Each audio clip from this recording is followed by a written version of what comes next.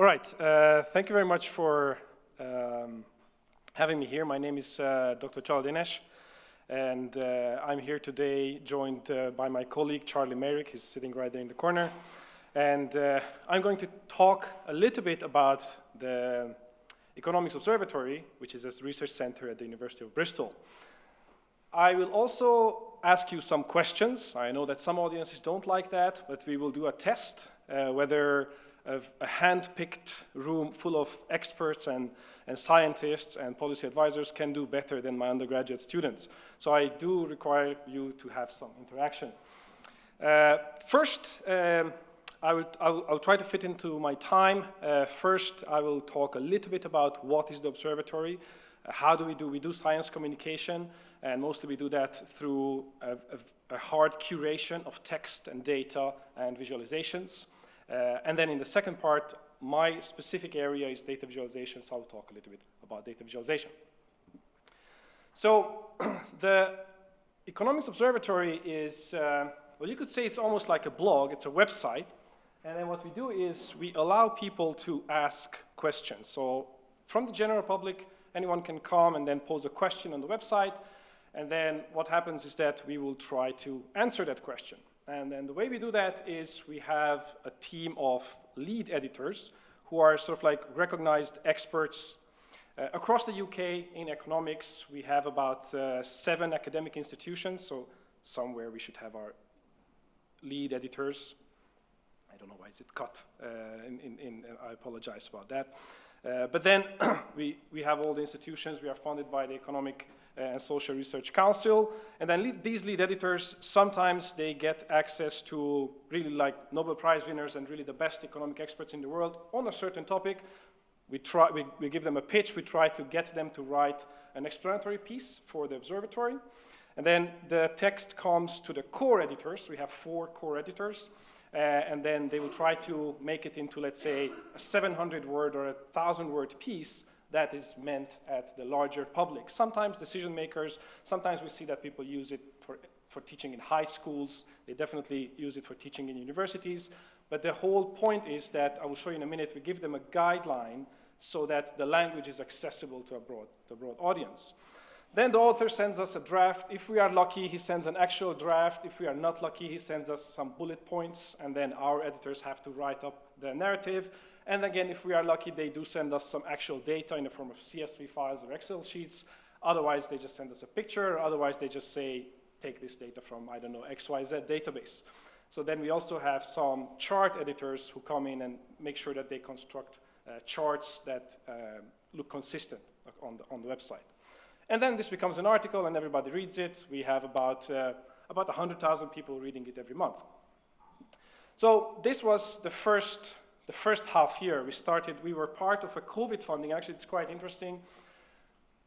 Just as COVID hit, one of the calls of the UK government was, what is the role of a university, right, in a case of a crisis? In a lot of cases, companies were giving they're donating machines to hospitals. They were donating sanitizers to public institutions. So what can a university do in a crisis? And then what they have concluded is that the role of the university in times of a crisis is to curate information, is to have easy or to facilitate access to information, good information. So that's why they have established the Economics Observatory. So then, this is how we operated in the first half year, and after that we got our funding extended for another 2 years. And then now we do quite a few things. We offer writing classes, sometimes for companies, sometimes for public institutions. We have just won a small pot of money to offer data visualization classes, specifically for communicating charts. We do workshops with some of the other UK government institutions, like the National Office of the National Statistics, Her Majesty's Treasury, or the Cabinet Office. And then we also started doing events. So we had at COP26, we had a one-day event. We have in Bristol now we have a 3-day festival where we talk about economics, and it's mostly about communicating economics effectively to the public. And then we also have a printed magazine. Charlie actually has a few copies if anyone would like. We have a few, so you have to be quick. But we have a printed magazine which is quite nice, I think. It's also double the effort for every article on the site. It's very hard to make everything look nice on a printed material as well. And then we also have something called a data hub. I can actually show you right here that we just have lots of data, lots of charts. This is quite recent, so it's less curated than we would like it to be, but then we just have a bunch of metrics. This is, again, all curated by our audience. So people ask questions, what would be interesting, and then we try to answer that through an expert of how could we answer that, and then what is the relevant data.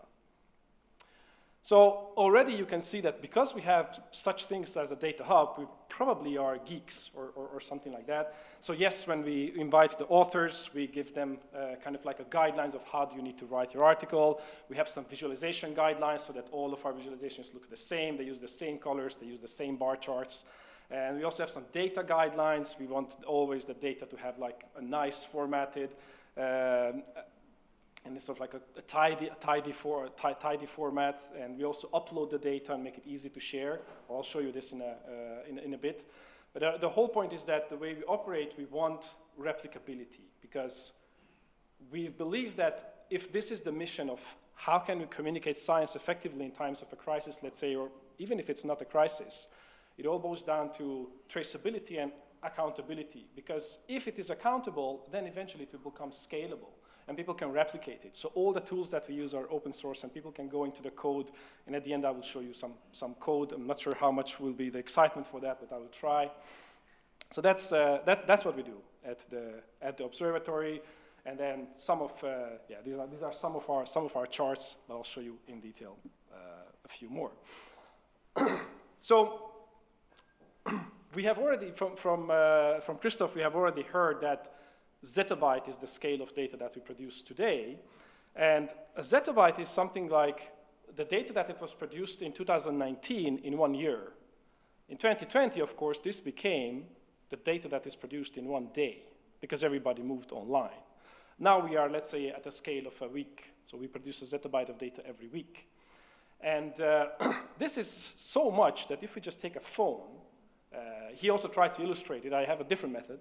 If you take a phone and then you stack them, not like this, you stack 100,000 of them, 100,000 phones. Let's say if the phone is 10 gigabytes, then 100,000 makes you a Burj Khalifa.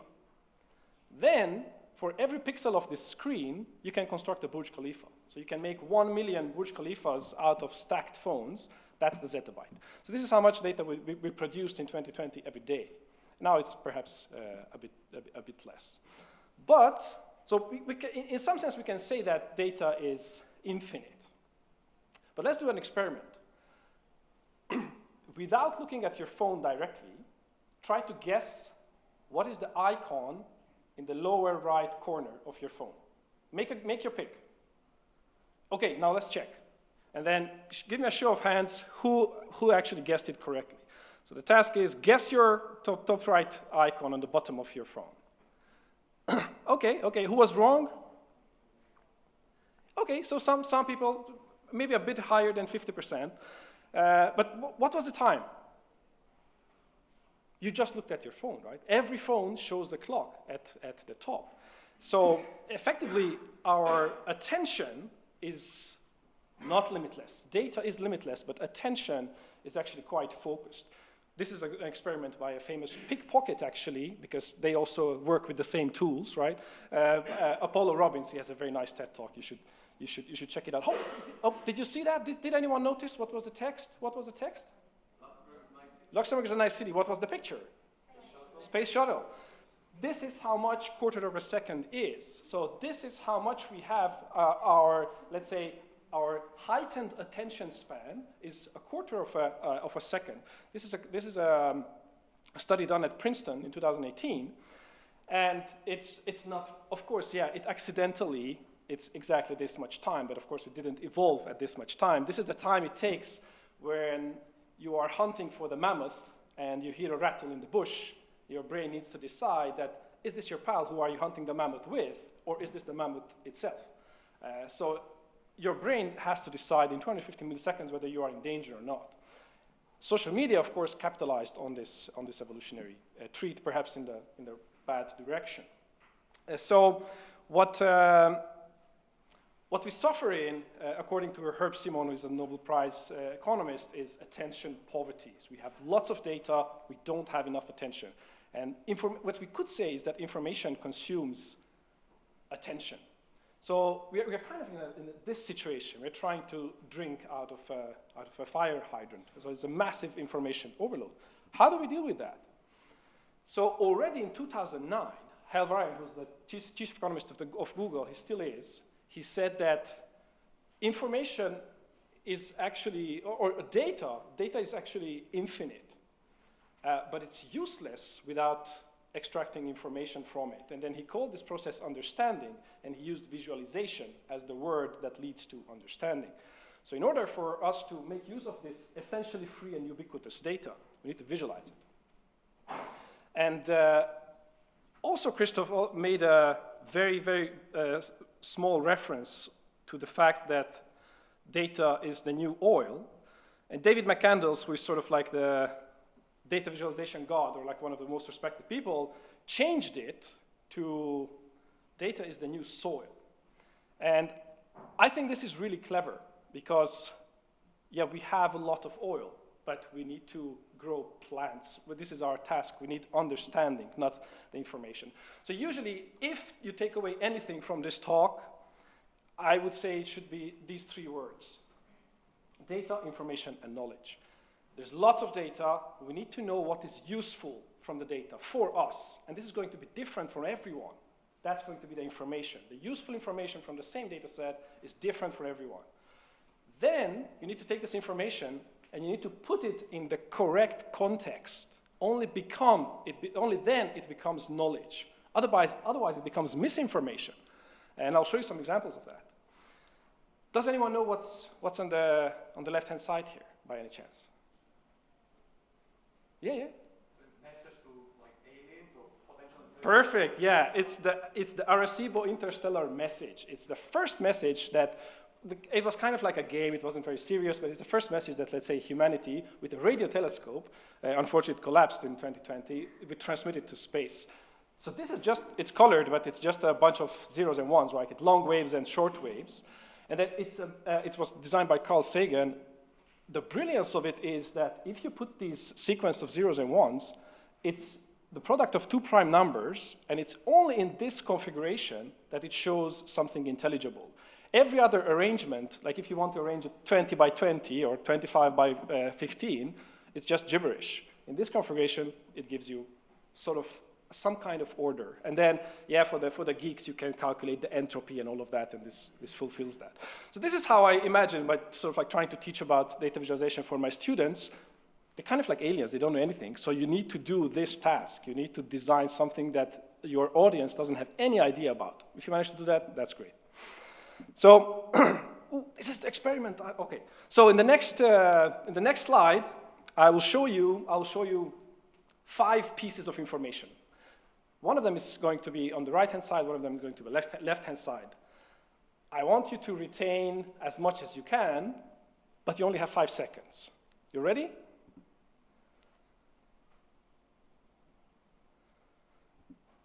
All right, let's see. What do we have? What did you see? Yeah? Arrow? Yeah? So there were some pictures and there was some text, right? Yellow triangle, yeah. This is what people usually observe, the yellow triangle first. What else? Bird, Twitter bird, right? Did anyone see anything, retain anything from the text? Bernardo, yeah. That was the first line, it's easy to retain. Okay. Good night. Let's see, how did we do? Good night, that was the second word, or the third word. So it's an excerpt for Hamlet. But it seems like we had an easier time retaining the picture information. And it's not our flaw, it's an effect that is known since the 70s, it's the picture superiority effect. So if you read an article, at least when I read scientific articles, I will always look for the first chart, because that's where my brain thinks that the interesting information is. So it's quite important, how do we construct the visual information then? And again, the justification for this comes from biology. The bandwidth, let's say the data transfer speed of our senses is not the same. Our sight is about 10 times better than our touch, which is 10 times better than our hearing. So like, let's say visual information is 100 times denser than spoken information or language information.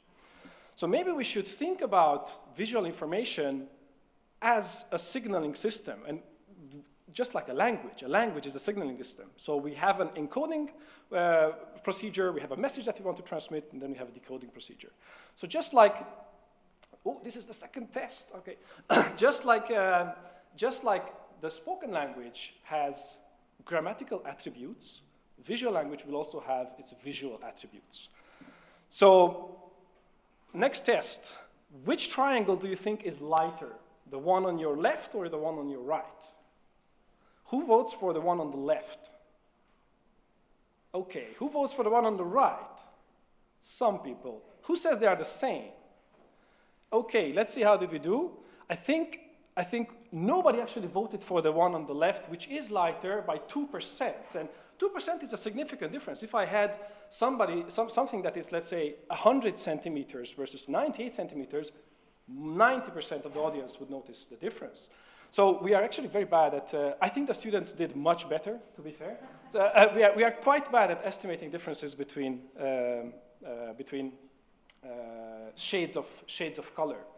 Okay, I'm not going to ask which one is larger, but how do you think, how many times do you think the small circle fits into the larger circle? Just shout some numbers out. 10. 9. 5. 8. Okay, so we have everything from 5 to 8. How about rectangles? How many times do you think the longer the rectangle contains the shorter one? 8. 6. 8. Okay, well, the answer is actually 7. I put it on the slide. But the interesting part is that this is also 7. So maybe we had the same median, but the spread was much larger in the first case. So what this tells me is that we are much better at estimating lengths than estimating areas. We tend to underestimate areas, and then we tend to overestimate, let's say, electric shock or taste.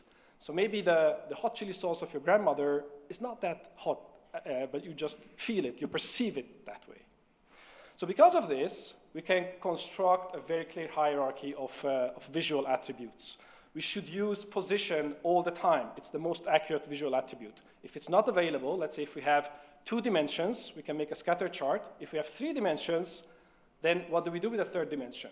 Then we should look at length, we should look at slope, and so this is, and then saturation, color, it's way, way below. So this is called the McKinley design criteria. It was created in 1986. So to finish off, I will just show you a couple of examples of knowing that these are the visual attributes. How can you construct good visual information, and how can you construct bad visual information? So for example, well, this is a bit obvious. I started with this one. It's about Brexit. It was on CNN. It's a screen grab, right? There's no need for explanation here. What's the problem with this one? What do you think? We did have an example of this before. Yeah, of course. They don't show the scale. Now, the interesting thing is that this was shown in a swing state. So I'm not sure if you're familiar with the US. In swing states, they try to misrepresent information more. But the same channel, Fox News, so this was shown in Iowa, which is a swing state. The same channel on the same day showed this chart in the neighboring state of Illinois, which is not a swing state. Obviously, they have to pay a fine for this because it was misrepresentation. Not because it wasn't the correct data, but the previous one doesn't have a scale, right? It doesn't have a scale. So these go live in TV, and there's many more of them. I have a Portuguese example. I have a Hungarian example. Oh, this one's actually quite interesting. Maybe I'll just have, I have 1 minute to finish up with this one. So this is a chart about showing the number of illegal immigrants per day entering the borders of Hungary. And we all know that there's some, this is the state TV, so there might be some political signaling behind that. But let's look at the numbers. Did they add up?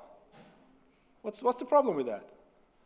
Like the difference between 40 and 192 seems to be much smaller than the difference between 192 and 235. So I took the liberty of fixing this. This is what they showed on the TV. This is the real scale. But it's even worse, because if you look at the dates, it is our hunch, it is our expectation that bar charts will follow the same set-off, or the same offset on the x-axis. And we just have dates. And then the difference between the first two is 2 days, and after that is 5 days. So if I actually put it on a scale that follows the time, there's no trend at all. So the political message was clearly constructed. So this is not half information. Unfortunately, this is misinformation. So it's deliberately constructed. So this is what we do at the Economics Observatory. If you look at, I just have an article here as an example. Not all of our articles have charts in them, even though we are a bit low on the charting staff. It's much more important to have the article itself. But let's say if we wanted to have a 4-dimensional data, what we would do is we would use 2 position dimensions. That's why we have a scatter chart. We would use the shape dimension. That's why we have like stars and bars. And then we would use the color dimension at the very least. But 4 dimensions are put in one flat chart. And then what you can do is you can save these, and then you can even look at, if you really wanted to, you can even look at the code, and you can edit the code. And then somebody wants to take it away and then embed it in their website, or change the colors of the shapes, they are free to do so. And then we try to do that or actually we do that for all of our visualizations. So, as I said, the takeaway from my talk, there's 3 steps: data, information, knowledge. Information is only good if it's useful from that data set, and it only turns into knowledge if it's placed in the correct context. And 36,000 years ago, it seems that people already knew this because they were using visual information to communicate, which seems to be a denser way than language. And if you have seen the movie Arrival, it looks like the aliens also do this in the future, let's say. So we are just somehow wobbling in between, and maybe we will go the right way. So thank you very much for your attention. I was Csaba Dénes, and this was the language of data visualization, some experiences from the Economics Observatory.